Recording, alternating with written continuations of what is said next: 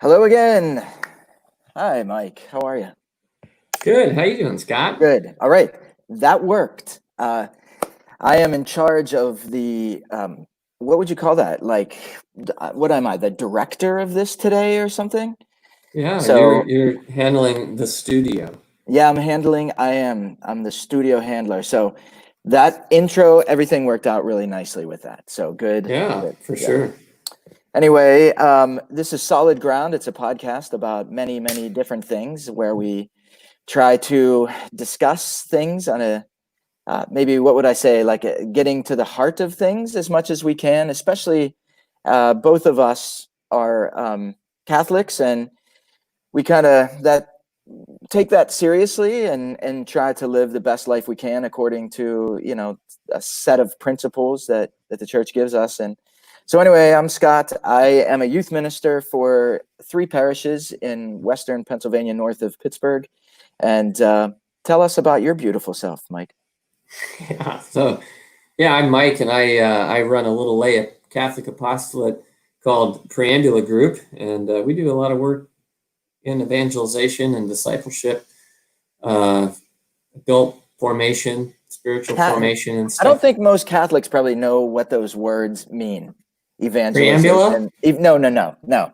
That wouldn't even be remotely on the radar.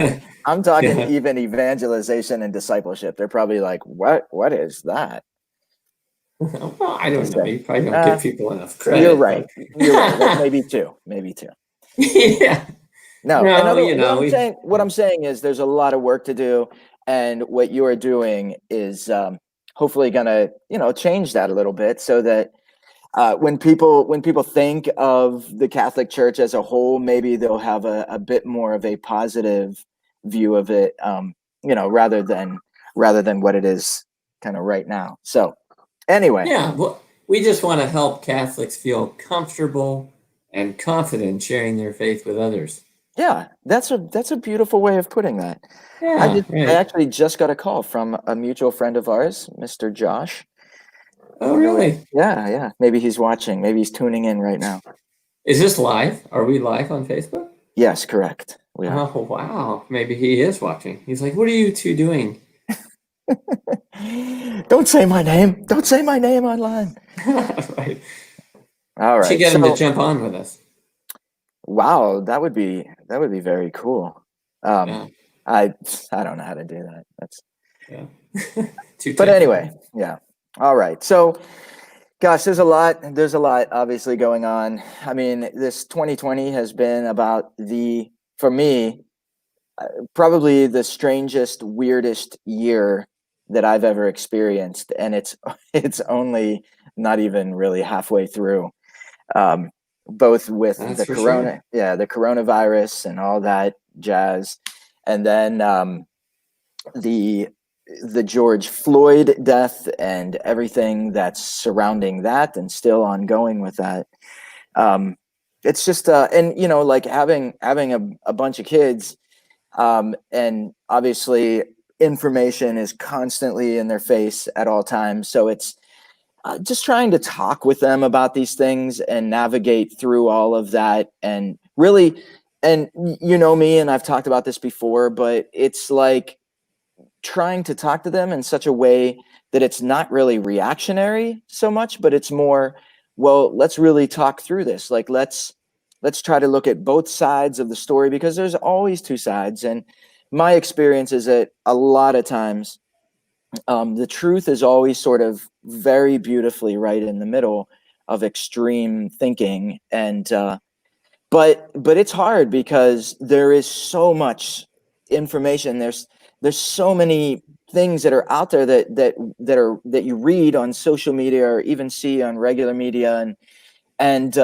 it's like, well, is that somebody's opinion, or is that really truth? Is that, are they being objective, or are they telling it from a certain bias? And man, it is really hard. It's hard to navigate that. It is. I mean, and I feel like in our environment, everybody is sort of being pushed to think in very binary either or ways. Like you either think this or you think that, or you should say this on your social media platform, and if you don't, then it means that, it means that you don't care, or Now, why is you're one that? of those kinds, Yeah, or yeah. No, that's great. it's- Why is that bad? Why is that harmful?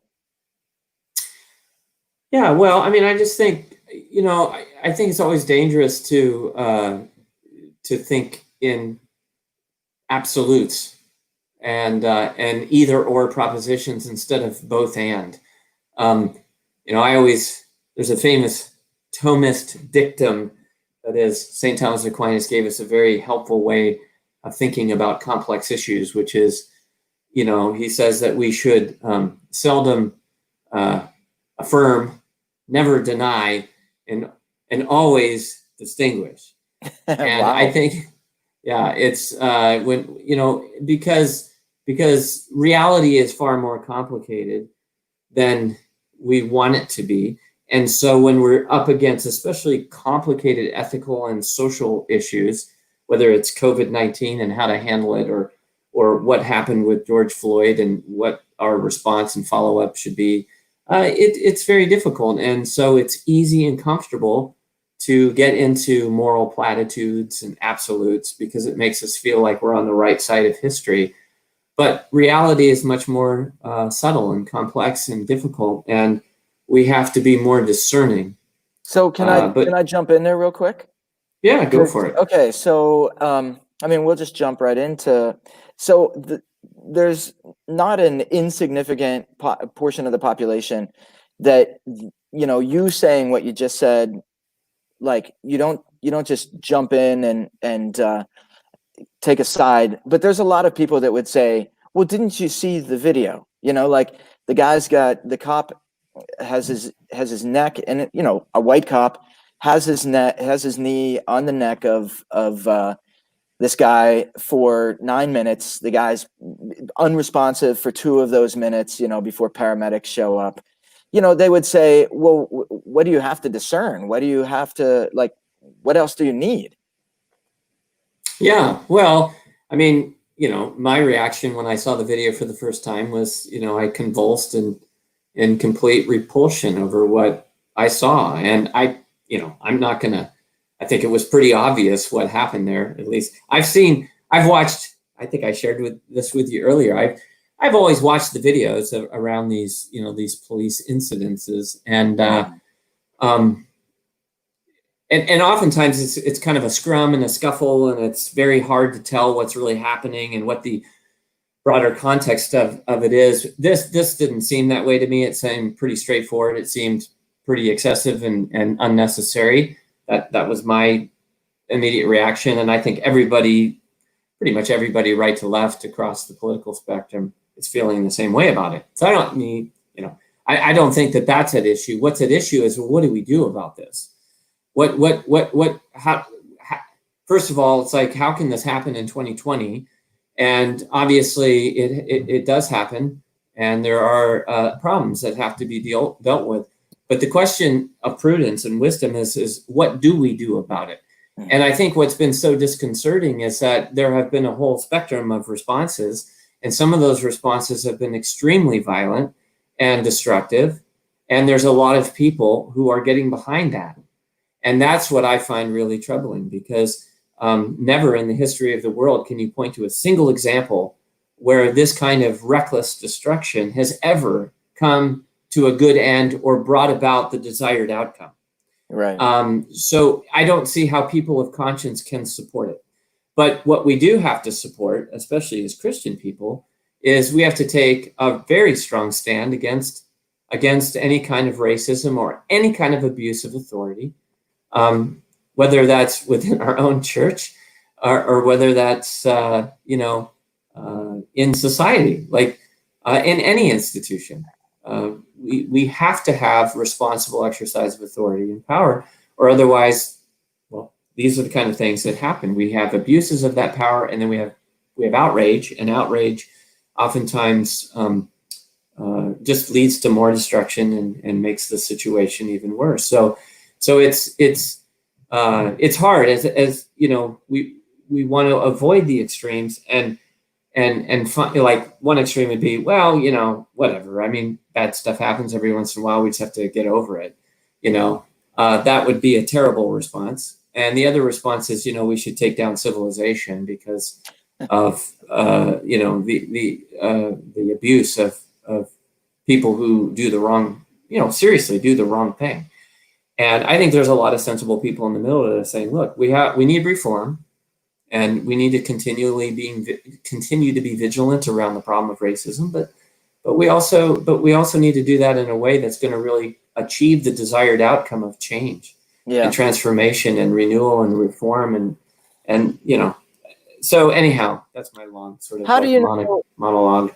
Well, and of course, I have no idea. Like, I mean, I've had Black friends over the course of my life. I lived in a very diverse section of town, but I guess what the point I'm making is I don't pretend to know what it is like or what the experience would be like on a daily basis of a Black person. Like I really couldn't comprehend like being called things or being sort of like made to feel uncomfortable all the time. I mean, it's gotta be horrible. And my guess is that, even though today is different than like, Alabama back in whatever, the 60s, there's residual, like this stuff is residual. So how do we, like, as Catholics, as Christian people, our response, you said, is like to sort of stand up for those things and fight for the kind of justice that has to take place. Like, so what does that look like? I mean, what would be some measures that we as Christian people could help to advance? Like, do you have any thoughts on that? Yeah, I have way too many thoughts on that. I could probably do a 6-month-long series of conversations, but I won't do that. Yeah, I mean, I think first of all, you always want to root out bad problems at the root, and not have just a hyper reactive, violent reaction. Sometimes you need a little gunpowder to get the cannonball out. Let's be honest. A certain amount of outrage and anger is required in this situation. I mean, I literally convulsed physically when I saw that. And I remember I went to Lynn immediately and I said, this is really bad. Like, this is really bad. This is just going to be horrible. And what's going to happen, not just what happened, but what's going to happen as a result of what happened. So, yeah, I think that, but so when you have a problem, that's serious and grave like this, you've got to root the problem out at the root. And of course, most fundamentally, we need a change of heart. One thing I like to say to people is that one of the reasons why we have a continued race problem with African Americans in this country, and we have problems with the Latino community too, is because and I want to say this really emphatically because I think it's an important point, that you have two populations of people that aren't integrating in the mainstream of American culture, and there's a good reason for that. African Americans were brought here against their will through a slave trade, and so that's a difficult decision for them as a people, how they assimilate culturally. And then for Latinos, you have a situation historically where, let's be honest, they were a conquered people, through European expansionism, and those are two historical realities. Now, you've made the comment to me before. It's like the current generation is not morally responsible for those two situations, right? And so I reject wholeheartedly that we should feel personally guilty for the sins of past generations. But we should feel responsible in this generation of figuring out, well, what can we do from our seat on the bus, so to speak, our spheres of influence, to try to bring about transformation and change. Yeah. So I think it begins with our hearts. It begins with, we have to root out any stereotypical, caricatured, prejudice. We have to be open to all people with open hearts, with the love of Christ. We have to be good educators and beacons of the truth for those around us whenever we experience people having the wrong attitudes, and then we have to get involved to whatever level we can to try to help bring about real reform and real change. But it's got to be sensible, and reasonable change. Yeah. So, and then I think, let me just say this and then I'll pause. But we as Catholics, we have to know our church's social teaching. We don't we don't teach it. We don't spend enough time learning it. And so most people just don't even know how to process what they're seeing. So why don't they? Well, why don't they teach it? I don't know. I mean, it's just like we just go ahead. Yeah, I mean, it's just we just need to do more. And I think as people, we need to be more interested in learning what our faith has to say. I think we tend to, I'll oversimplify this, but we tend to learn what we think is church teaching through CNN or Fox News, which is probably the worst sources for Catholic social teaching. We should go and just at least read the catechism and understand, because I think we can be pulled into very ideological ways of thinking about these issues, which from a Christian standpoint is very unhelpful.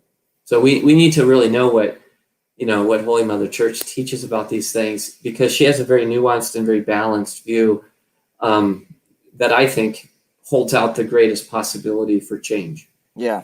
If people could listen to that. So yeah, and that's a great point about how you're formed in your opinions or your views of anybody, really. I don't want to get too much into my personal formation, but I grew up in a farming community, right? And really until I was 12 years old, that was the first person that was the first time I ever met a non-white person, when I was 12 years old. And that's just the way our community was. And not intentionally, but I think it's just Western farm Pennsylvania. So my formation of any other culture, be it Black culture, Latino culture, Asian culture, was totally formed by primarily two things: music and movies and television, which is a terrible way to be formed. And I can't help but to think that, fast forwarding now to 2020, I mean, there's still so much of our formation of different cultures is social media, movies, music. I don't know how, you're talking about rooting out the root of a problem, and I see that as being part of the problem. Am I wrong by thinking that? Well, yeah, I mean, we have to move beyond platitudes. And when you listen to modern, you listen to music or you watch a movie, well, not all movies, there's some great movies. No, actually, that for really sure. Sure. Yeah. But at the end of the day, we need principles. We need moral and ethical principles to guide us through complex situations, to come up with real solutions. And then we need a plan for how we're going to change people's hearts. And we're going to change people's hearts largely through customs and practices that over time educate people on how we should be doing things.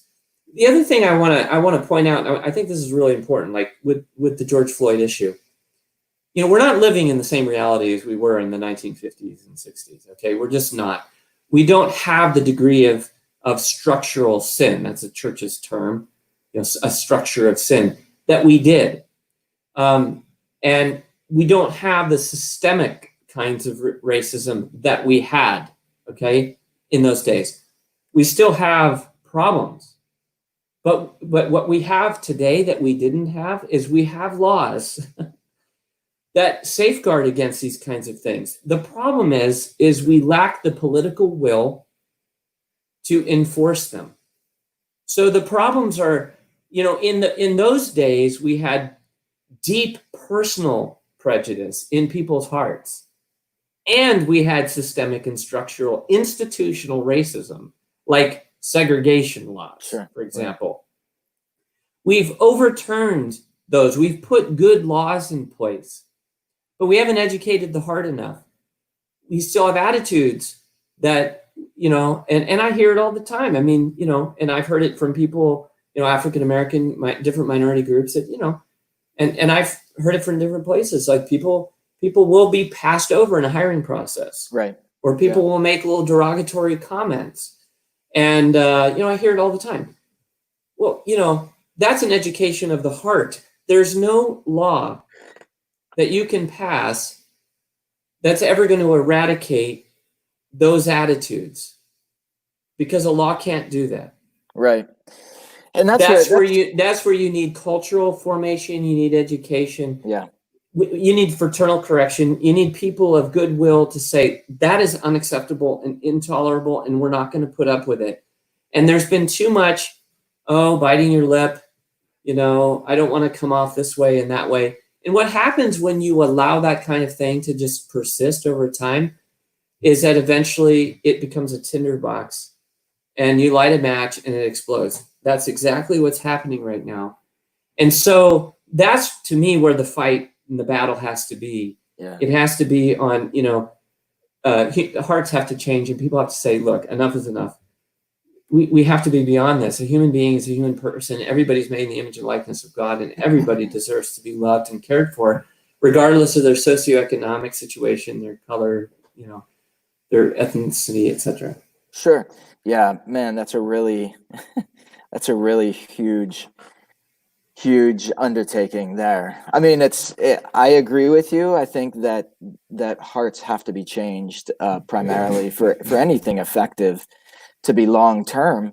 And you said something earlier, which I think is actually really, yeah. Can I just interject something before we move on? Yeah. Before I forget, there are some laws that need to be attended to, and some reforms that need to be made, and certain practices that need to be eliminated. I do want to say that, like, there's always room to improve how we adjudicate situations and what's permitted and not permitted. I mean, it's an ongoing process, so I don't want to deny that. But, we're in a very different place than we were 40 years ago with respect to the law. Sure. And a big part of the problems that we have is that we don't enforce the laws we have. We give people a pass. We close our eyes and plug our ears and say we don't want to deal with that. We did it in the church.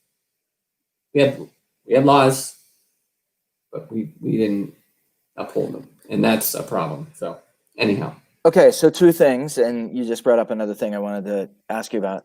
So the first one you said is about assimilation into culture. You're talking about historically these, at least the African American community and the Latino community, being like forced, either conquered or overcome, or being forced into a situation. And and I think that's, I don't know if you want to get into that or elaborate on that a little bit more, but I could probably say from my own experience that there's a desire in the majority of, white Americans for Black people or for Latino people, for whoever is coming, whoever is here in America, to kind of assimilate to a certain version of American culture, right? How do we recognize and affirm and love the kind of cultural differences that we're going to encounter in people, but still live kind of harmoniously together? I don't know if you have any thoughts. That might be too big of a question, but. Yeah, no, I mean, honestly, that's a great question. It's a very hard question to answer because, first of all, I don't think you and I have any idea what it would be like to have an identity rooted in that historical memory. No idea. What's that? No idea. No. Yeah. So, and you just see this, like, ethnic groups that have come here on their own, immigrated here voluntarily. It's just a different set of, it's a different attitude and a different mindset, because they want to assimilate. They want to get into the mainstream. They want to make it here. That's why they came here. So it's difficult. There's a painful memory, and obviously, Christ teaches us two very important lessons that we have to repent of sins. We have to acknowledge sins, both present and past, John Paul II always called this a purification of memory, right? We need to not forget the lessons of the past so that they don't get repeated. And we also have to forgive. There's no moving forward without forgiveness. And so that's a process that takes generations. And I think that what we have to do is we have to cultivate and facilitate that process of dialogue, conversation. We have to listen, we have to understand, we have to hear what people's experience is, and we have to take it seriously. And then there also has to be a process of letting go. Every current generation can't be held hostage to the sins of the past. At some point in time, we have to say we're moving forward. And I've heard many voices in the African American community in recent weeks that are saying just that. They're saying, look, we have to write our own story. We have to find our own way through this. We have to get over certain attitudes that are holding us captive in prison.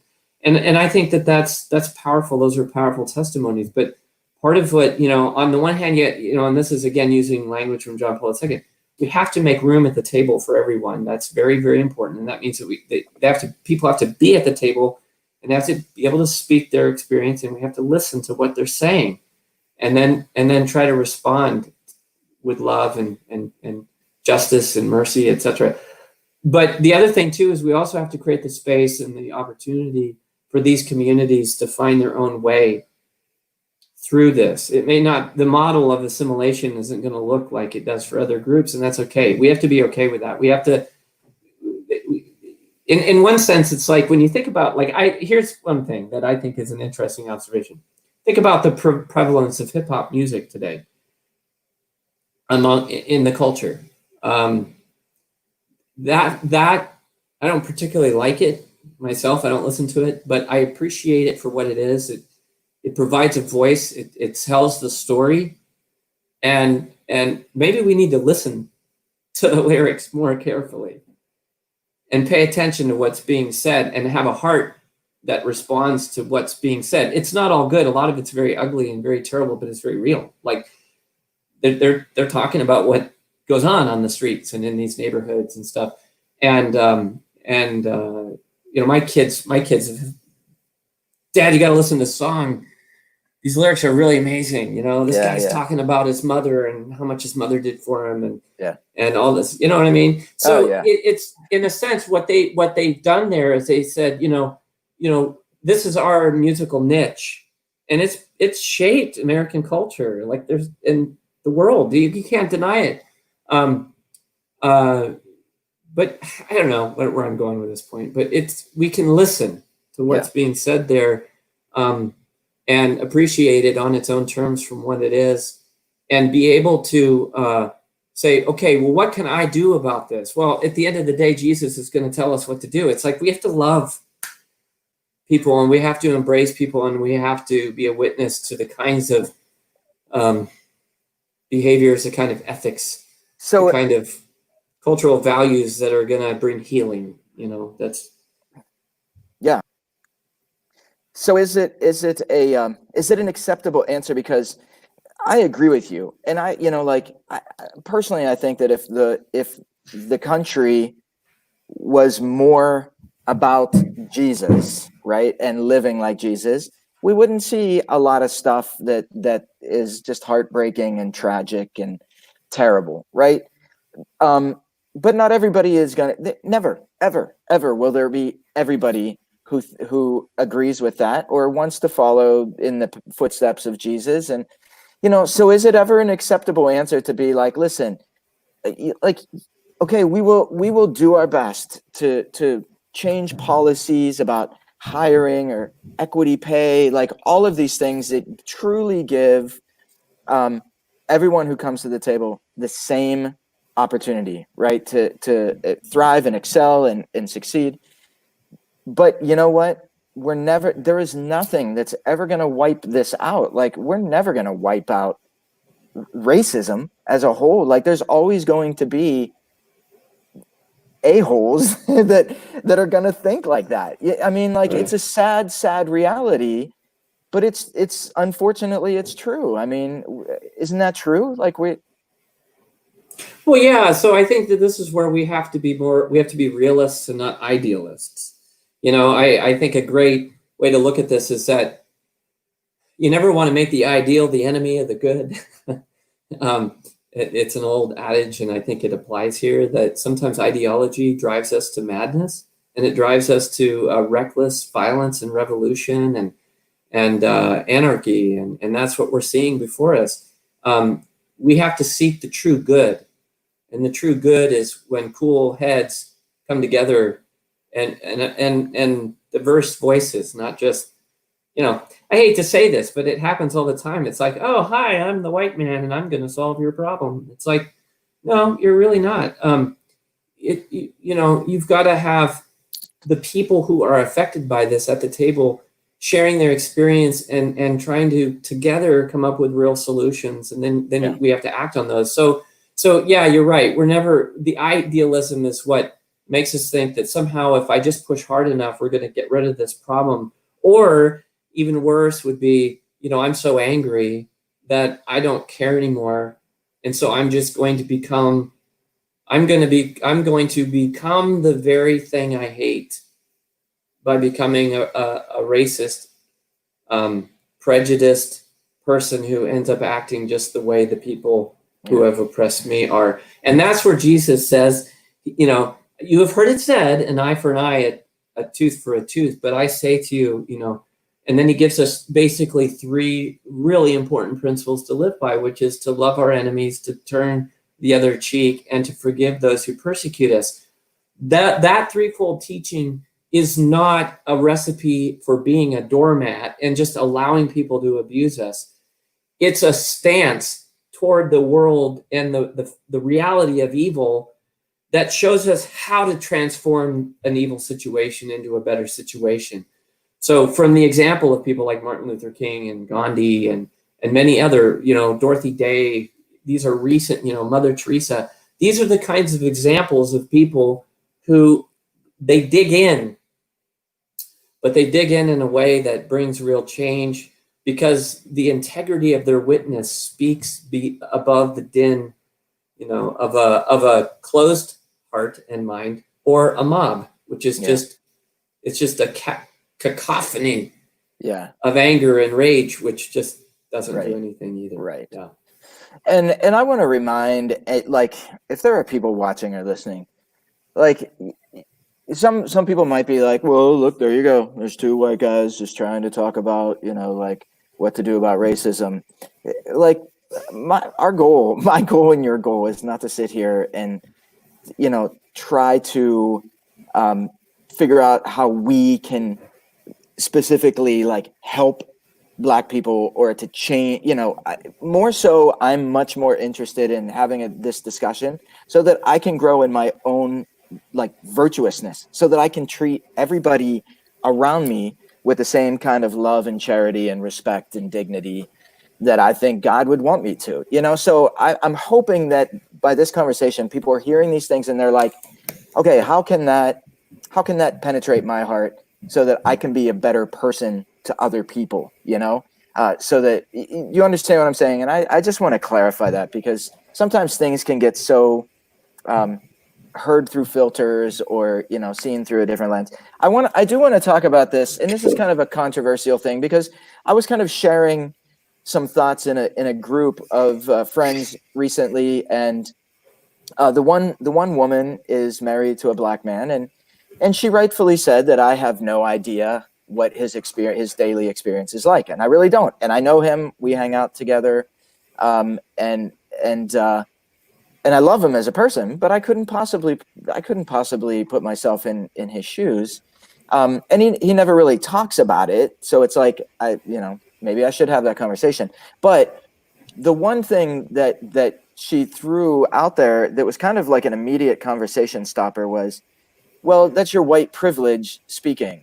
And I don't think I've ever really been confronted with that before. And, basically my understanding of what she was saying, and I don't know if this is the official definition of it, but, I've been the beneficiary of being a white person who has not had roadblocks and obstacles thrown at me that another race may have, be it whatever, whether it's Black, Latino, whatever. So it's like, what is your take on this notion of white privilege? I don't know. I was just really sort of like, well, that effectively just ended I mean, there was nothing else I could say. It was just like that, white privilege. No, and I'd start saying something else, and that was thrown at me. I don't know. What do you think of that? Yeah. How many seconds before that grenade goes off? Huh? Well, first of all, let me just I do want to comment on your previous comment by saying I agree with you. I think the whole point of sharing these perspectives is that as Christians, we're called to a certain standard, and none of us live up to it. So I only name them and cite them because it's a challenge to all of us to say we have to step up to the plate here, and we have to give an appropriate and fitting response to this situation, and not let the moment pass. So I don't see us as preaching to other people as much as we're just sort of challenging each other in this conversation to be better. But white privilege. Well, I mean, I do think one thing that struck me as ironic about this kind of tactic is that it's clear that people invoke the white privilege judgment, or I don't know what I call it. It's like a judgment, right? You have nothing to say, and you have, you shouldn't contribute anything to this conversation because you're a white person and you enjoyed white privilege your whole idea, so you don't understand, and therefore you shouldn't say anything. But the irony of that in me is they're clearly trying to get me to understand something. So by clearly trying to get me to understand something, they must implicitly believe that I can understand something. So it's a dismissive comment. The fact is that the human heart is wired with the capacity to experience compassion and empathy and understanding. And while I can never know what it's like to experience what another person has experienced, I clearly can be moved in my heart by the suffering of another individual. And that's all I can do. I can't say, oh yeah, I know what you're talking about, any more than you can say, well, I don't know what you're talking about, right? Right. But we do have this capacity in love to feel moved with compassion and mercy for the suffering that another individual, and we can understand that something is seriously wrong with what happens to other people if an injustice has been committed. Because otherwise, I have no capacity to actually make a real response. And you're asking me to make a real response and to make a change. So on one level, it's just people feeling angry, and they don't want us to open our mouths and just to comply to their demands. And I think that that's unreasonable. I think that we all have to put our heads and hearts together to come up with real solutions, because we all have to be part of the solution. So we can't be dismissive to each other in that way. The other thing that I would say that has struck me about all of this is that I think it's very dangerous to assume that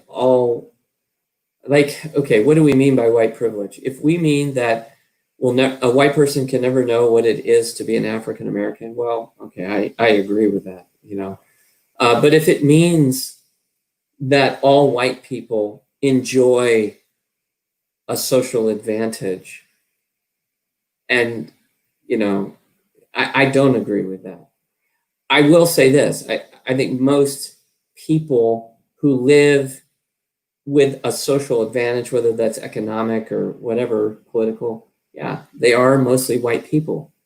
But that doesn't mean that all white people enjoy a social disadvantage. And there are communities of white people all over this country that live in horrible socioeconomic political situations. And they are looked down upon with disdain by other people who have more means and more power and more influence at their disposal. And so I think we have to be very careful. Everyone's eyes and ears and hearts have to be attuned to those who live at the margins of our society. And we have to apply the principle of mercy, justice, and charity equally to anybody who is left out of our communities or systematically oppressed or denied access to legitimate human goods. Period. Whether they're disabled people, elderly people, people of different ethnicities, people of different, sexual orientations. Now, I would qualify that, of course, in line with the church's teaching, about sexual morality, but it doesn't give us an excuse to be prejudiced towards people in terms of dismissing them as a human person and having disparaging attitudes towards them. There's no place for that. We have to really love all people. So those are my thoughts about that. Good thoughts always. Okay, so I do have a meeting that I have to go to. We don't have to wrap up, but in a few minutes. I kind of wanted to throw this out there and get your thoughts on this. I know police officers, and I know a few of them pretty closely, and they're very hesitant to come out and definitively, speak on the actions of the officer. I forget his name, but the guy that had his knee on the neck of George Floyd. And there's a part of me that's like, okay, and they straight up said this: you have no idea what it's like to be a cop, especially a cop that is, number one, pulling people over, answering domestic calls, answering drug calls on a daily basis, multiple times. They have no idea if they're going to pull somebody over and that person's going to blow their head off. Like that's a reality, and very much in the same way of being like African American or some other like race. I couldn't imagine what it's like to work in that environment every single day, right? But and it seems like, okay, this particular instance, which is unfortunate, it's always unfortunate when someone dies, but it was a white cop, black person that they were apprehending.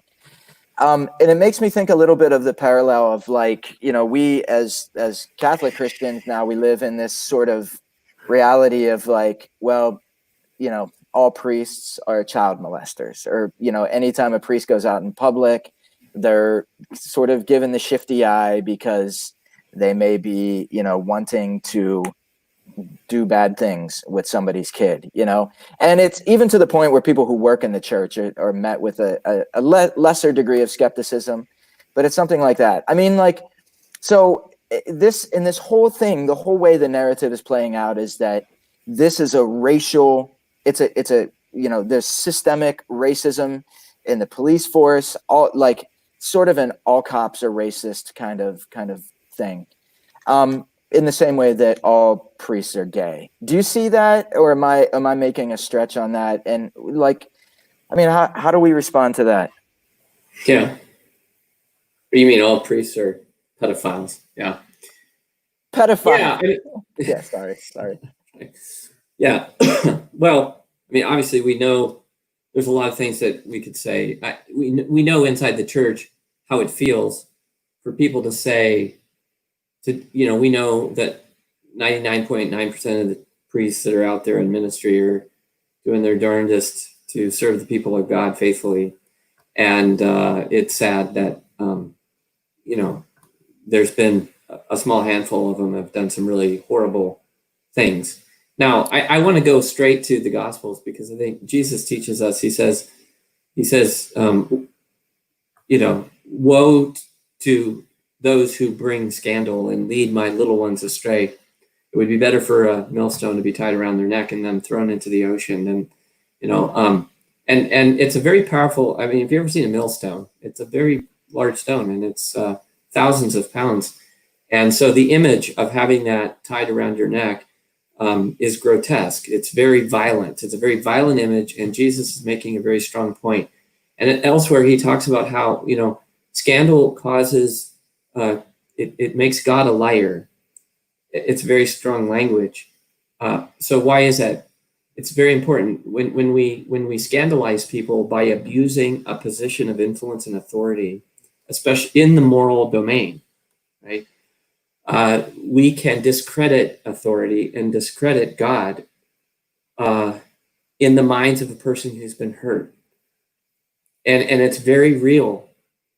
So, what Jesus is trying to teach us there is that it's so important that we exercise authority properly and with responsibility and true care for the common good, because most people are not going to come out the other side of a scandal very well. You have to be a pretty mature person to sift through all that. So I want to say that I think it's very, like, when people in authority abuse their authority, they should be dealt with severity.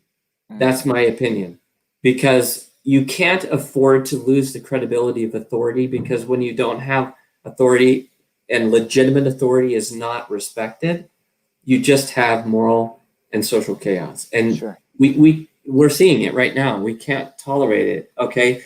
But on the other hand, we have to be discerning, and we have to distinguish between the majority of people who do their job and have a legitimate contribution to make, and yet, like with police officers in this situation, the whole idea of taking down the police departments, and all of this, it's crazy. You have to have a security force in any society. That's just rational. And you also have to know that you're always going to have people that are going to abuse your authority. And that is always going to be a summons to reform. What are the systems we have in place to vet out bad people? How do we apply the law? We can't give people a pass when they abuse their authority. But we also have to have a fair process so that people are not guilty until proven innocent, but they're innocent until proven guilty, and we exercise due process and make sure that we know all the facts before we jump to our conclusions. This is what justice is all about. We have to practice the real precepts of justice if we want to have a just outcome. And you don't get justice by just being angry and outraged by an abuse. Right. You don't. You have to follow a just process to come out with a just result. And people of sound and sober minds see this, and they know this. And so you hear those voices out there. So, I guess that's where it's like, we have to, again, avoid the binary thinking and the two extremes, which would be like, all cops are terrible and they're all racist, Right. And on the other extreme, it's like, it only happens every once in a while. So, we just need to, what's the big fuss over this? It's like, no. What Jesus is telling us is that we have to take authority and its exercise extremely serious. We have to have authoritative figures. We have to have law, and it has to be exercised judiciously. And we have to eliminate and punish those who abuse their authority with transparency, with fairness, because civil society, the good of any social organization depends on it. Sure. Well, that is, unfortunately, I got to get going, but man, I feel like we could keep talking, and there's so many other conversations about this that, other avenues to talk about, I think that could also help with the conversation, but it's good. I just feel like, for me personally, it's always going back to, like you said, the Gospels. Jesus had a lot of very specific things to say about how to live with other people in a way that was productive and fruitful and successful and beautiful. And it's I'll just keep trying to do my part to keep growing in that and living that. But man, that was all right. Whew. Yeah. Can I just say one last thing? I would love to give you the mic for one last thing. Not that I always have to have the last word, but I just feel like I wouldn't be completing my thought without saying that when people who exercise authority do a good job, they deserve to be honored above other citizens. There's not an equality here. And the reason why is because people who hold positions of authority bear a much heavier burden of responsibility for the common good.